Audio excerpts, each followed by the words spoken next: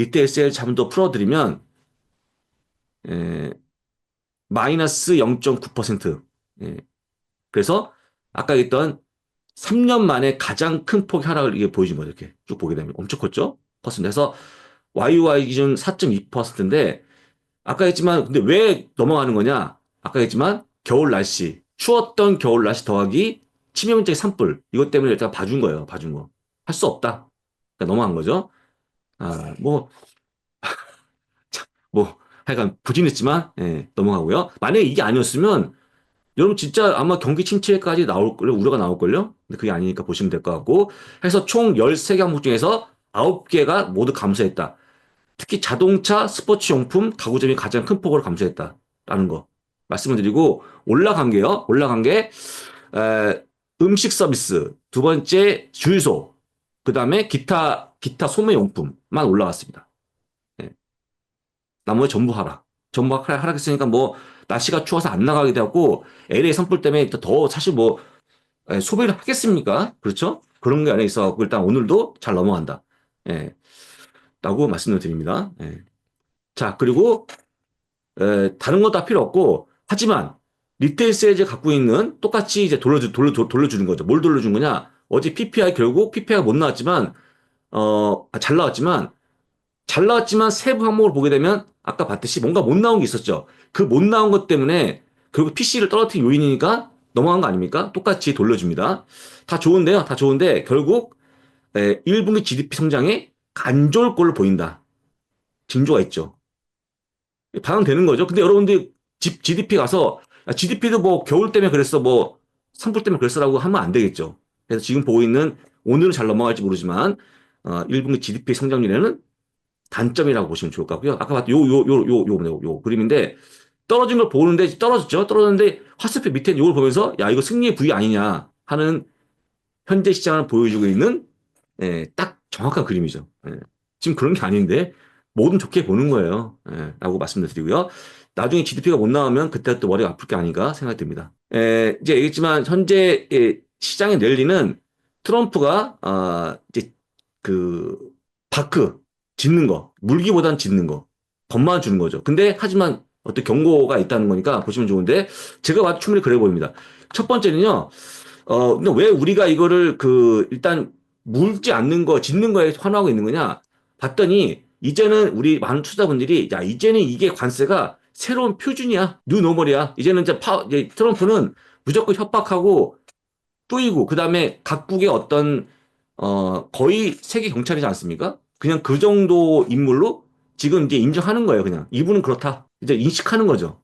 어렵지만, 그 다음에 얘기했고, 두 번째는 관세에 대해서 사실은 수많은 문제 중에 많지만 가장 풀기 어렵다, 관세는. 여러분들, 관세가요, 하면 하는 거지 뭐 예측하거나 아니면 그 다음에 또 언제 발효가 될지 잘 모르지 않습니까?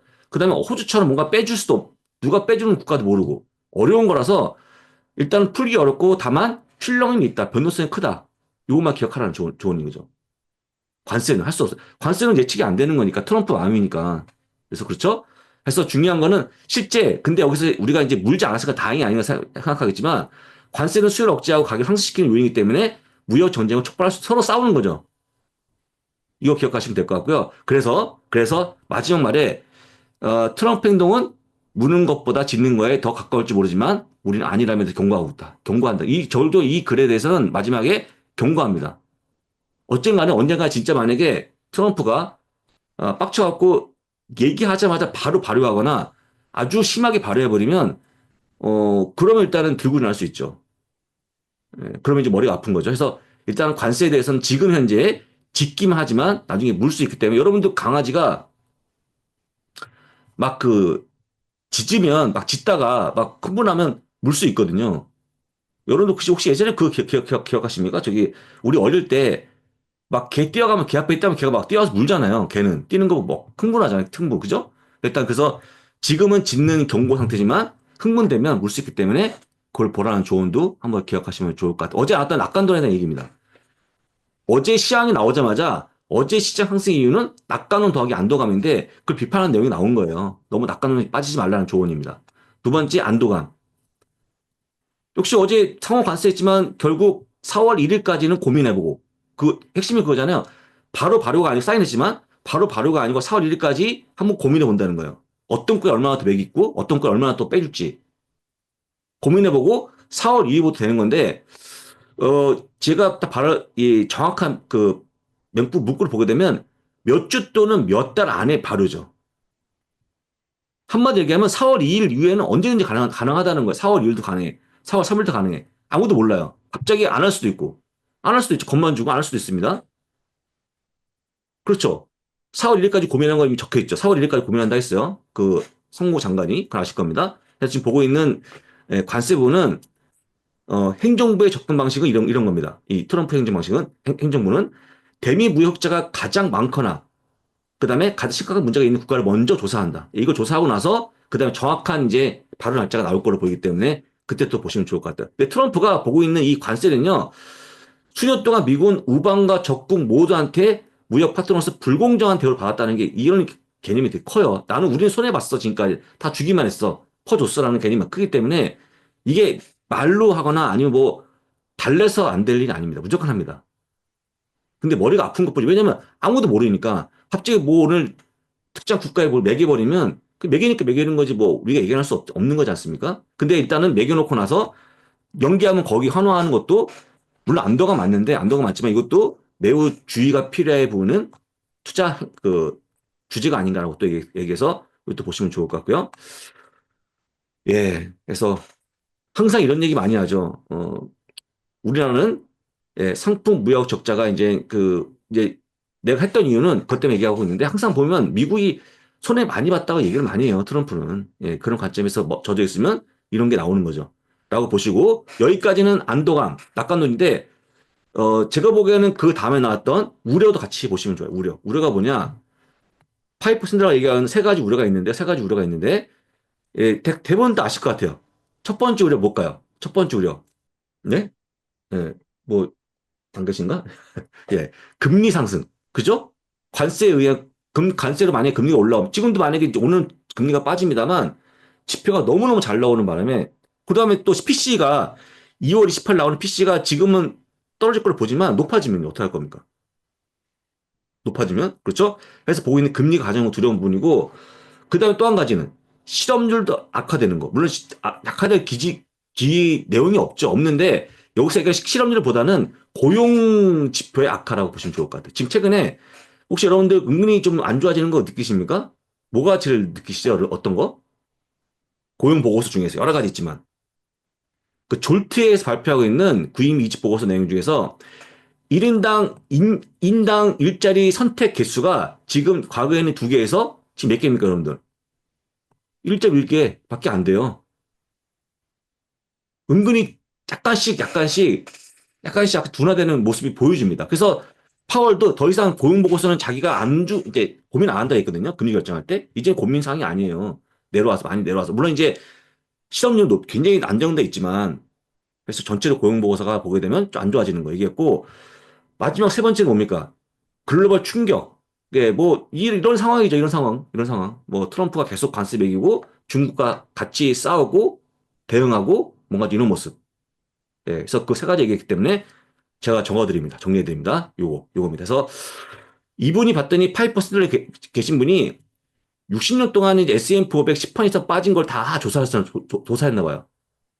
조종장이 진입하는 거 10% 해왔더니 27번이 나왔는데 그 주요 촉매자가 뭐였냐? 아까 이제 금리 상승, 실업률 악화, 그 다음에 예상치 못할 글로벌 충격 세 가지였다.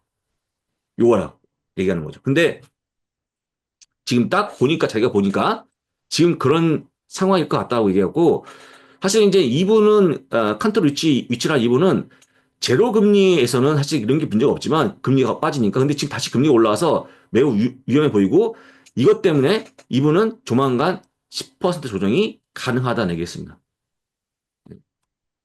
가능하다. 근데 저는 뭐 10%는 아닌 것 같고 조금 빠진 정도가 되겠죠. 이렇게 뭐 조종장까지 지금 여러분들 얼마나 시장이 강합니까? 안 빠지지 않습니까? 예. 그래서 일단 이게 참고하시면 좋을 것 같고 금리도 변동성이 4내지5%로 갇혀있다 박스권에 지금 현재 얼마입니까? 4.4 몇이죠. 갇혀있어서 계속적으로 잠재적인 위협을 가할 것이다. 튀면 또 어려워지는 거니까. 그럼 일단은 적어도 올해는 이분도 저도 그렇고 원래는 한 5%?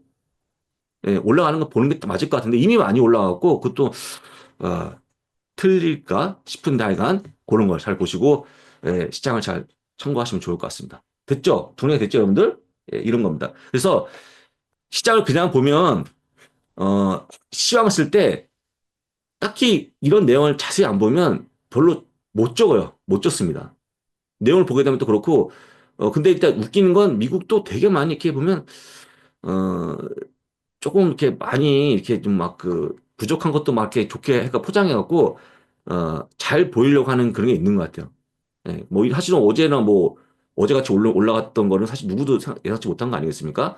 라고 좀 보시면 좋을 것 같아서 말씀을 드렸고요. 현재 보고 있는 주요 IB들의 목표 지수에 대한 조정은 아직까지 없다. 그냥 고집하고 있는 거죠. 6,600 하신 분은 하는 거기 때문에 지금 뭐 달리 다른 움직임이 없었기 때문에 이렇게 좀 보시면 될 것 같습니다. 자, 여러분들, 불안감을 조성하는 게 아니고, 요게 어제 나왔던, 예, 가장 중요했던 기사였다는 거 전달드리면서 이렇게 마무리하고요. 마무리하고, 제가 얘기했던 그 다음에, 예, 좀 뭔가 시장에 그나마 좀 좋아한 거 뭐냐면요. 과연 좋은 게 뭐냐면, 아까 얘기했지만 현재 6,118포인트가 S&P 500 정고점입니다. 종가 찍어야지만 일단 하차가를 가는 건데요. 가는 건데, 보시면 아시겠지만 여러분들, 이게 거의 왔는데 어제 종가 얼마였습니까? 어제 종가가 6,115포인트였죠. 고작 3포인트가 부족한 건데, 이렇게 올라온 동안에 매그세븐이요? 한 게 없습니다, 지금. 매그세븐이. 한 게 없어요. 한 게 뭐가 있냐? 메타 혼자 했죠. 28% 올랐나? 27% 올라왔죠. 그리고 아마존 4% 올라온 거. 답니다, 그게. 나머지 5개는 안 했어요. 일 안 했어요. 내려왔죠. 내려왔습니다, 지금. 근데도 불구하고 하차까지 가고 있다? 예, 의아하지 않습니까, 여러분들? 의아하지 않습니까? 물론 메타가 많이 메꿨지만 지금 보고 있는 시장이 만약에 사채가를 가게 되면 이것도 아마 조만간 기사 나올걸요? 매그세븐의 도움 없이 시장에 사상 최고치 도입해, 갔다. 근데 이게 간 게, 사실은 매그세븐이 없고 만약에 가격이 상당히 힘이 필요하죠. 왜냐면 매그세븐 30%니까 시장에 차지하는 비중이 아마 이런 기사가 나오지 않을까 생각하니까 나중에 또 보시면 좋을 것 같습니다.